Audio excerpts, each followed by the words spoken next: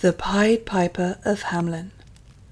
A very long time ago, the town of Hamlin in Germany was invaded by bands of rats, the like of which had never been seen before, nor will be ever again. They were great black creatures that ran boldly in broad daylight through the streets, and swarmed so all over the houses that people at last could not put their hand or foot down anywhere without touching one. When dressing in the morning, they found them in their breeches and petticoats, in their pockets and in their boots, and when they wanted a morsel to eat, the voracious horde had swept away everything from cellar to garret. The night was even worse. As soon as the lights were out, these untiring nibblers set to work. And everywhere, in the ceilings, in the floors, in the cupboards, at the doors, there was a chase and a rummage, and so furious a noise of gimlets, pincers, and saws that a deaf man could not have rested for 1 hour together. Neither cats nor dogs, nor poison nor traps, nor prayers nor candles burnt to all the saints, nothing would do anything. The more they killed, the more came, and the inhabitants of Hamlin began to go to the dogs.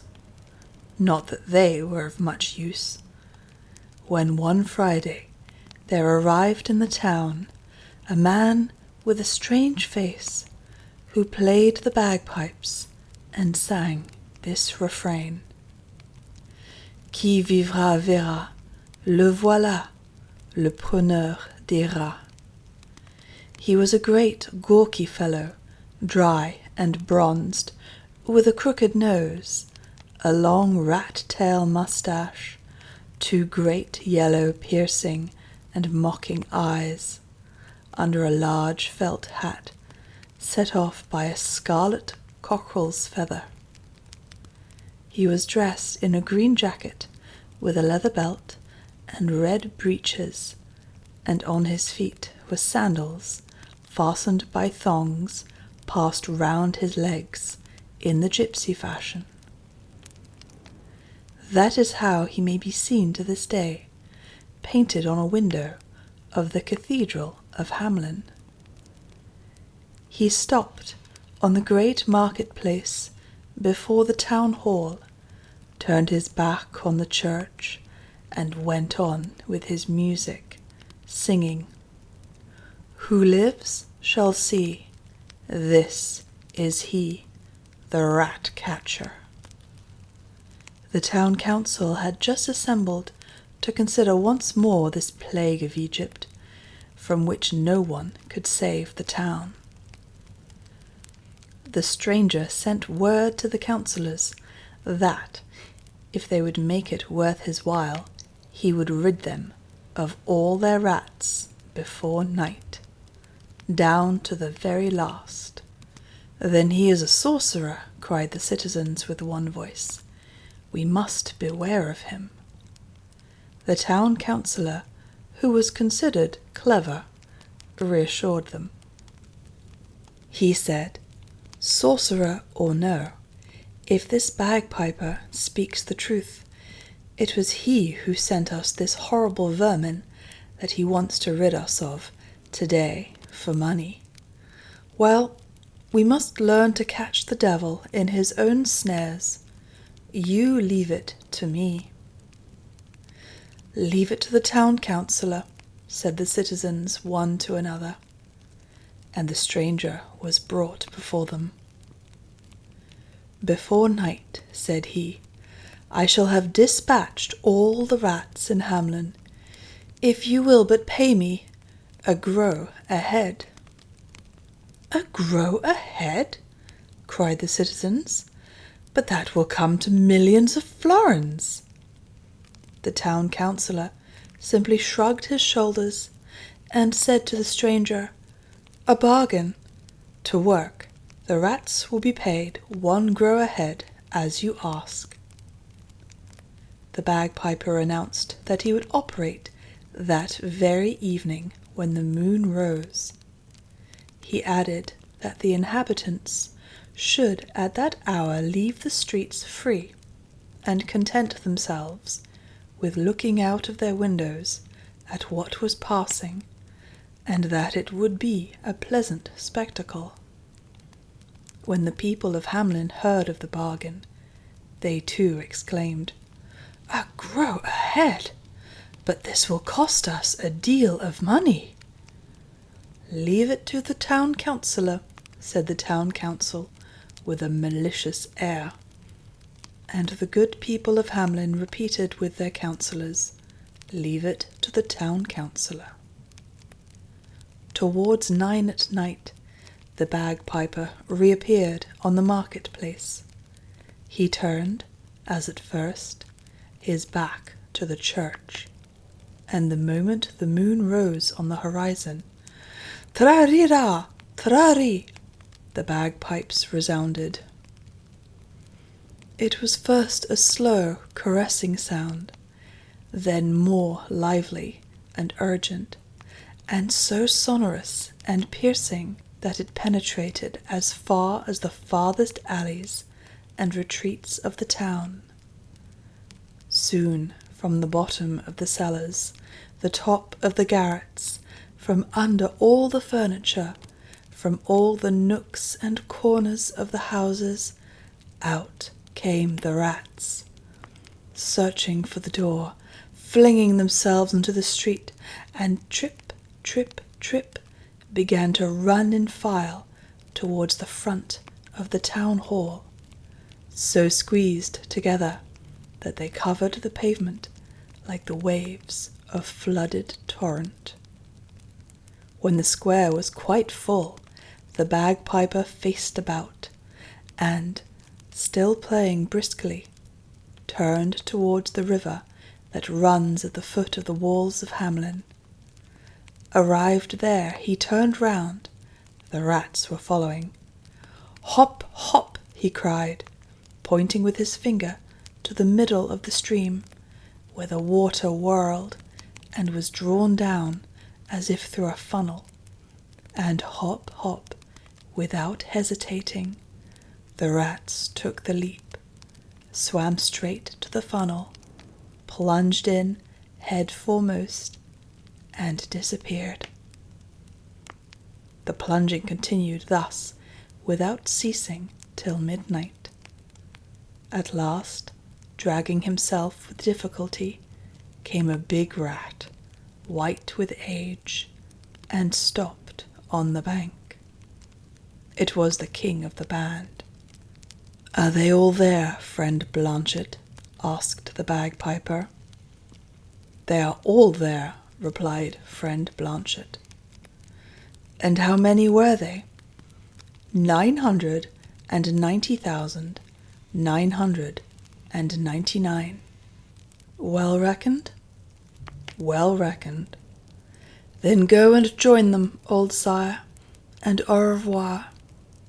Then the old white rat sprang in his turn into the river, swam to the whirlpool, and disappeared.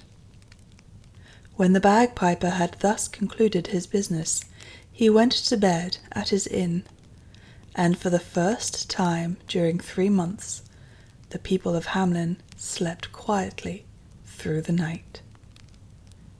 The next morning at 9 o'clock, the bagpiper repaired to the town hall, where the town council awaited him. "All your rats took a jump into the river yesterday," said he to the councillors, "and I guarantee that not one of them comes back. There were 990,999 at 1 grow a head. Reckon." "Let us reckon the heads first. 1 grow a head is 1 head the grow. Where are the heads?" the rat-catcher did not expect this treacherous stroke. He paled with anger, and his eyes flashed fire. "The heads," cried he, "if you care about them, go and find them in the river." "So," replied the town councillor, "you refuse to hold to the terms of your agreement. We ourselves could refuse you all payment, but you have been of use to us, and we will not let you go without a recompense." And he offered him 50 crowns. "Keep your recompense for yourself," replied the rat-catcher proudly. "If you do not pay me, I will be paid by your heirs." Thereupon he pulled his hat down over his eyes, went hastily out of the hall, and left the town without speaking to a soul. When the Hamlin people heard how the affair had ended, they rubbed their hands, and with no more scruple than their town councillor, they laughed over the rat-catcher, who, they said, was caught in his own trap. But what made them laugh above all was his threat of getting himself paid by their heirs. Ha! They wished that they had only had such creditors for the rest of their lives. Next day, which was a Sunday, they all went happily to church, thinking that after Mass they would at last be able to eat some good thing that the rats had not tasted before them. They never suspected the terrible surprise that awaited them on their return home. No children anywhere. They had all disappeared. "Our children! Where are our poor children?" was the cry that was soon heard in all the streets. Then through the east door of the town came 3 little boys, who cried and wept, and this is what they told. While the parents were at church, a wonderful music had resounded. Soon all the little boys and all the little girls that had been left at home had gone out, attracted by the magic sounds, and had rushed to the great market-place. There they found the rat-catcher playing his bagpipes at the same spot as the evening before. Then the stranger had begun to walk quickly, and they had followed, running, singing, and dancing to the sound of the music, as far as the foot of the mountain which one sees on entering Hamlin. At their approach, the mountain had opened a little, and the bagpiper had gone in with them, after which it had closed again. Only the 3 little ones who told the adventure had remained outside, as if by a miracle. One was bandy-legged and could not run fast enough. The other, who had left the house in haste, 1 foot shod and the other bare, had hurt himself against a big stone, and could not walk without difficulty. The third had arrived in time, but in hurrying to go in with the others, had struck so violently against the wall of the mountain that he fell backwards at the moment it closed upon his comrades. At this story the parents redoubled their lamentations. They ran with pikes and mattocks to the mountain, and searched till evening to find the opening by which their children had disappeared, without being able to find it. At last, the night falling, they returned desolate to Hamlin. But the most unhappy of all was the town councillor, for he lost 3 little boys and 2 pretty little girls, and to crown all, the people of Hamlin overwhelmed him with reproaches. forgetting that the evening before they had all agreed with him. What had become of all these unfortunate children? The parents always hoped they were not dead, and that the rat-catcher, who certainly must have come out of the mountain, would have taken them with him to his country.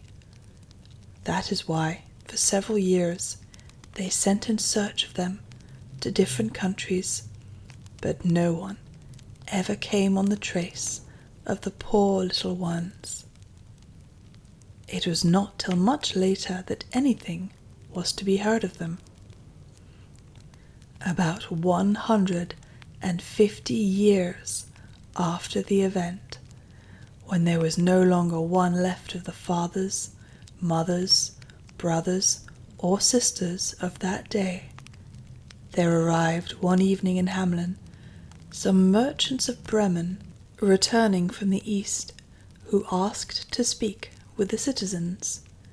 They told that they, in crossing Hungary, had sojourned in a mountainous country called Transylvania, where the inhabitants only spoke German, while all around them nothing was spoken but Hungarian. These people also declared that they came from Germany, but they did not know how they chanced to be in this strange country. Now, said the merchants of Bremen, these Germans cannot be other than the descendants of the lost children of Hamlin.